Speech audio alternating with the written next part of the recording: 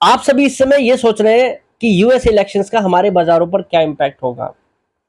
अगर माना ये जा रहा है कि ट्रंप जीतते हैं तो हमारे बाजारों के लिए पॉजिटिव है, ये आप कह सकते हैं कि जो बाजार हैं यहाँ पर तेजी दिखा सकते हैं। और अगर कमला हैरिस जीतती हैं तो बाजार के लिए नेगेटिव माना जा रहा है उनकी कुछ पॉलिसीज के कारण। यानी कि कमला हैरिस अगर जीतती हैं तो बाजारों में गिरावट देखने को मिल सकती है। अब बात यहाँ पर यह है कि अगर बाजारों में तेजी आती है तो क्या स्ट्रेटेजी हो, शॉर्ट टर्म में या वेरी शॉर्ट टर्म में, उसको अगर लेकर बात करें। और अगर हम थोड़ा सा ये देखते हैं कि कमला हैरिस अगर जीत रही हैं तो उसका बाजारों पर क्या इम्पैक्ट है, कितनी बड़ी गिरावट आ सकती है। बाजार तो ऑलरेडी इस समय बियरिश मोड में दिखाई दे रहे हैं। 26,500 वाला निफ्टी 24,000 के आसपास खड़ा है।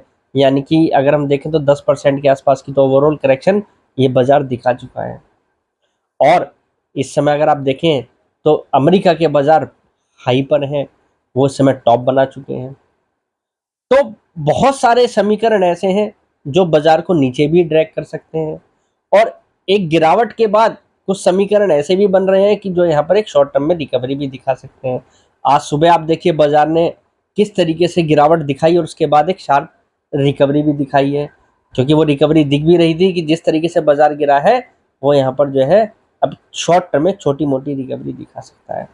पर बात यहाँ पर यह है कि क्या ये रिकवरी सस्टेन करेगी अगर ट्रंप जीतते हैं।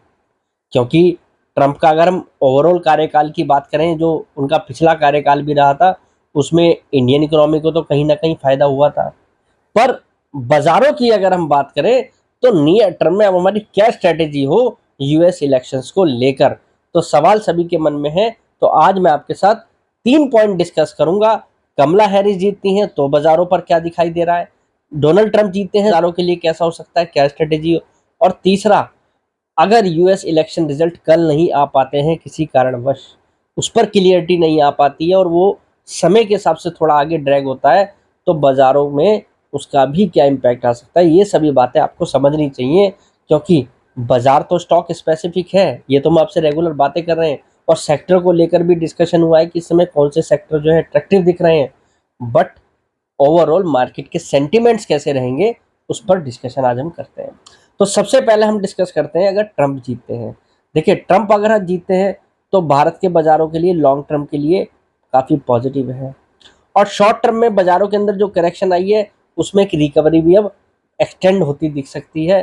क्योंकि ट्रंप की अगर ओवरऑल पॉलिसीज़ की बात करें तो इंडियन इकोनॉमीज के फेवर में होती है। क्योंकि उनकी जो ट्रेड वार है वो ज़्यादातर जो है चाइना के साथ है। भारत के साथ कुछ ऐसे मुद्दे हैं वो जो है इतने बड़े नहीं है, लेकिन चाइना के साथ उनकी ट्रेड वार चलेगी जिसके कारण चाइना की इकोनॉमी को जो है धक्का लग सकता है।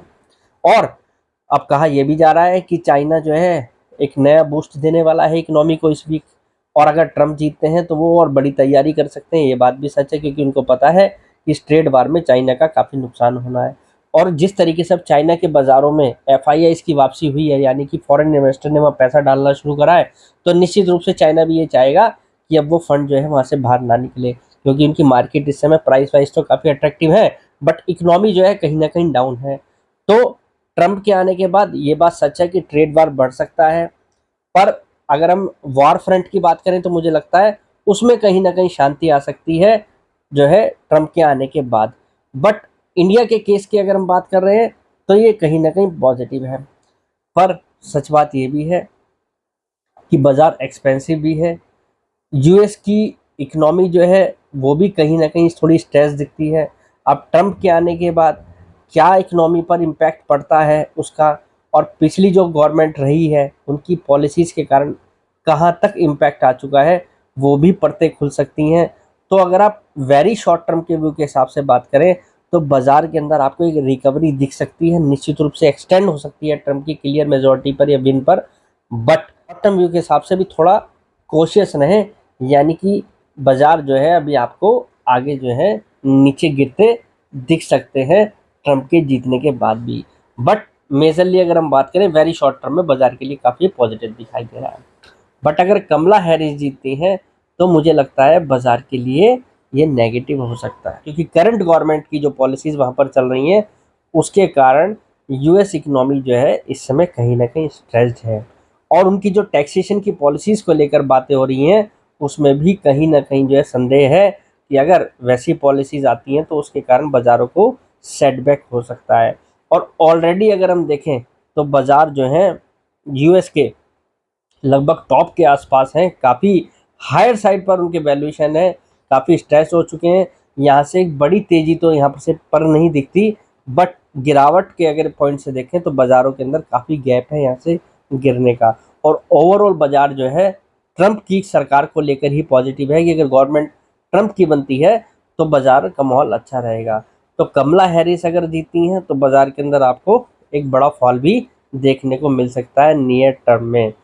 और तीसरा पॉइंट ये भी डिस्कस किया जा रहा है कि यहाँ पर अगर हम बात करें कि इस इलेक्शन के रिजल्ट जो हैं किसी कारणवश अगर कल फाइनलाइज नहीं होते हैं, यानी कि मार्जिन कम होता है या किसी भी तरीके का कोई लॉसूट फाइल होता है इलेक्शन के रिगार्डिंग, अगर ये ज़्यादा दिन स्ट्रेच होता है तो उसका बाज़ारों पर इम्पैक्ट नेगेटिव होगा, क्योंकि बाज़ारों को यहाँ पर जो है किसी भी तरीके का कोई सिग्नल नहीं दिखाई देगा। तो उस कंडीशन में भी बाज़ार जो है आपको अनस्टेबल दिखाई देंगे, वॉलेटिलिटी बाज़ारों के अंदर बढ़ती दिखाई देगी, वॉलेटिलिटी बाज़ारों के अंदर बढ़ती दिखाई देगी।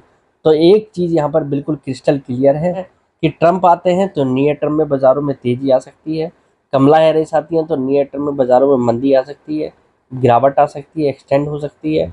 और अगर रिजल्ट में कुछ देरी होती है, ये मामला जो है थोड़ा लंबा खिंचता है, तो भी बाज़ारों में गिरावट दिखाई देती है। बट आपको घबराने की ज़रूरत नहीं है, स्टॉक स्पेसिफिक होकर काम करना है। जहाँ पर अर्निंग पॉजिटिव है वहाँ पर बैट करनी है, उस जहाँ पर अर्निंग अच्छी रही और कंपनियाँ गिरी हैं, शेयर प्राइसों में गिरावट देखने को मिली है, वो वहाँ पर आप जो है बाइंग का मौका ढूंढें। और इन कारणों से अगर कोई गिरावट आती है तो लॉन्ग टर्म व्यू के हिसाब से वो निश्चित रूप से एक बाइंग अपॉर्चुनिटी होगी। तो इस समय जिन कंपनियों पर आपकी स्टडी है उन पर फोकस कीजिए, ये न्यूज़ फ्लो चलता रहेगा और ओवरऑल इलेक्शन का जो सिनेरियो है उसमें कोई ना कोई फैसला जो है ऊपर या नीचे जरूर होगा। तो नियर टर्म में थोड़ा सा तैयार रहें, कोशिश रहें और इन्वेस्टमेंट के अपॉर्चुनिटी को जाने ना दें। तो आज के लिए इतना ही, कल फिर मुलाकात करेंगे एक नई वीडियो के साथ। फिलहाल के लिए नमस्कार।